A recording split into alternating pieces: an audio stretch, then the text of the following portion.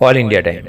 नमस्कार दर्शक मित्रों, आप धारासभ्य અને કાર્યકારી પ્રદેશ પ્રમુખ ચૈતર વસાવા યુસીસી મુદ્દે આયોજિત રાજ્ય સરકારની મીટિંગમાં હાજર રહ્યા અને યુસીસી અંગે તેમને પ્રતિક્રિયા આપી।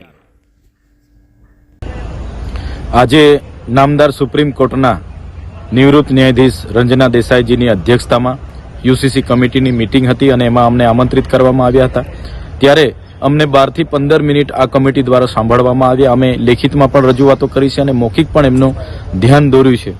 અમે ગુજરાતમાં વસતા આદિ અનાદિકાળથી આદિવાસી સમાજ જેમની પોતાની નીતિ નિયમો, પરંપરાઓ, રૂઢિઓ, પ્રથાઓ અલગ છે, જેમ કે દીકરા દીકરી ભાગી જાય એને પતિ પત્ની તરીકે સ્વીકારવામાં આવે, બાળકો પણ એ ધારણ કરી શકે, જેમને મન મેળાપ નહીં આવે એના છૂટાછેડા પણ પંચ બેસીને કરતું હોય છે, જેને દીકરી હોય દીકરો ના હોય એ ઉત્તરાધિકારી તરીકે દીકરીનો જમાઈ લાવીને પણ એને ઉત્તરાધિકારી તરીકે નક્કી કરતા હોય છે। ગોદ લેવાની વાત છે, વારસાઈ કરવાની વાત છે।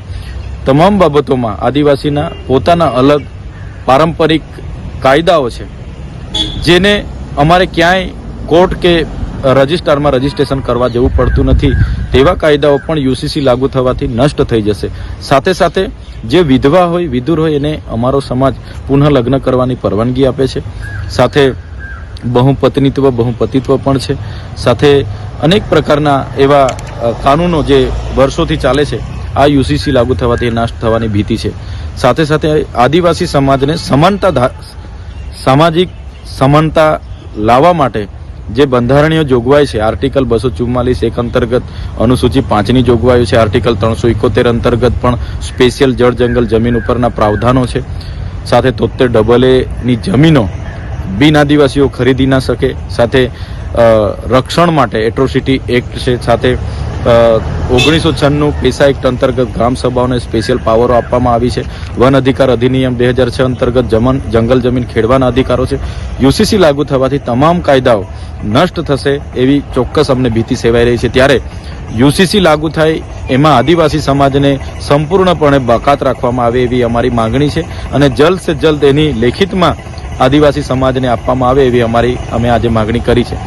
સાથે સાથે યુસીસી અમલવારી ગુજરાતમાં થવા જઈ રહી છે, ત્યારે આ કમિટી તમામ જિલ્લાઓમાં જાય, તમામ પક્ષના નેતાઓ, એમપી, એમએલએ, સંગઠનના લોકો, ધર્મના લોકો અને તમામ જ્ઞાતિના લોકો, મુખીઓ, એનજીઓના અભિપ્રાયો લેવામાં આવે બાદ જ ગુજરાતમાં યુસીસી લાગુ કરવામાં આવે એવું અમે સ્પષ્ટ માનીએ છીએ। આજે આપણે સમાન નાગરિક સંહિતાની વાત કરીએ છીએ, પણ આઝાદીના 78 વર્ષ બાદ પણ આજે આદિવાસીની જેટલી આબાદી છે એટલી હિસ્સેદારી નથી। એટલા માટે આદિવાસીઓને આમાંથી બાકાત રાખવામાં આવે એવી અમે સ્પષ્ટ માંગણી કરી છે અને આ કમિટી દ્વારા એની નોંધ પણ લેવામાં આવી છે અને જ્યાં પણ જરૂર લાગશે અમે ફરીવાર પણ રજૂઆત કરવા ત્યાં પહોંચીશું અને જો આદિવાસીઓને આ યુસીસીમાં સમાવેશ કરવામાં આવશે તો સ્પષ્ટપણે અમે કહીએ છીએ આવનારા દિવસોમાં સડકથી લઈને સદન સુધી અમારે લડવું પડશે, તો અમે આ યુસીસીના વિરોધમાં ઉતરીશું।